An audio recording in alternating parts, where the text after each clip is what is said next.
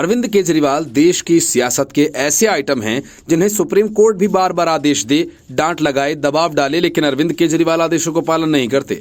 मामला चाहे दिल्ली के प्रदूषण का हो या फिर रीजनल रैपिड ट्रांजिट सिस्टम यानी RRTS प्रोजेक्ट की फंडिंग के। पिछले दिनों इन दोनों ही मामलों में सुप्रीम कोर्ट ने केजरीवाल को जमकर फटकारा, लेकिन केजरीवाल टस से मस नहीं हुए और उन्होंने सुप्रीम कोर्ट की कोई बात नहीं मानी। कोर्ट के सामने हर बार बहाने बनाए, केंद्र सरकार और दूसरे राज्यों पर आरोप लगाए और जमकर सियासत की।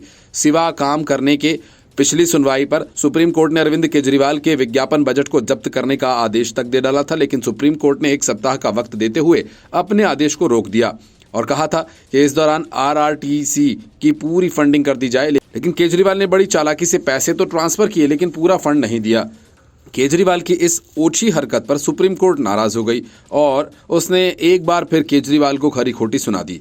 दिल्ली सरकार की ओर से कोर्ट के आदेश के मुताबिक पूरा पैसा नहीं दिए जाने की वजह से कोर्ट ने नाराजगी जताई और कई सख्त टिप्पणियां की। कोर्ट ने 1 सप्ताह की मोहलत देते हुए अरविंद केजरीवाल सरकार को पैसा देने को कहा था। जस्टिस SK कौल और S धुलिया की बेंच ने कहा कि समस्या यह है जिसके लिए आप बाध्य हैं वह पैसा देने के लिए भी आपकी बाह मरोड़नी पड़ेगी। हम इसे बार बार नहीं कहेंगे, भुगतान कीजिए जो आपको करना है। सुप्रीम कोर्ट ने ये बात तब कही जब दिल्ली सरकार की ओर से बताया गया कि कुछ ट्रांसफर किया गया है। जस्टिस संजय किशन कौल ने कहा कि आप विज्ञापन के लिए 500 कुछ करोड़ रुपए का बजटीय प्रावधान कर सकते हैं, लेकिन इस प्रोजेक्ट के लिए 400 कुछ करोड़ रुपए आप ऐसा नहीं कर सके।